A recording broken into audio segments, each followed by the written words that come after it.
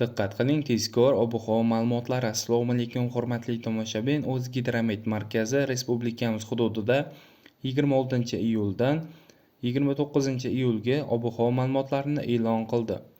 Bunga ko'ra, Qoraqalpog'iston Respublikasi, Xorazm, Buxoro, Navoiy viloyatlarida havo biroz bulutli bo'ladi, ba'zi joylarda o'zgaruvchan bo'lib turadi.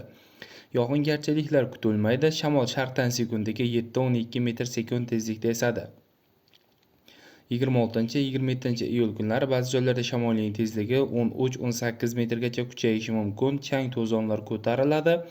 Haroratlar kechalari 26-28 iyul kunlari 20-25 daraja iliq bo'ladi. 29-iyul kuni esa 22-27 darajagacha ko'tariladi. Kunduz kunlari 36-41 daraja iliq bo'lib turadi. Toshkent, Samarqand, Jizzax, Sirdaryo, Qashqadaryo hamda Surxondaryo viloyatlarida ham havo biroz bulutli bo'ladi. Yog'ingarchiliklar kutilmaydi. Shamol sharqdan sekundiga 7-12 metr/sekund tezlikda esadi. Ba'zi joylarda shamolning tezligi 13-18 metrgacha kuchayishi mumkin. Chang to'zonlar ko'tariladi. Haroratlar kechalari 20-25 daraja iliq bo'ladi.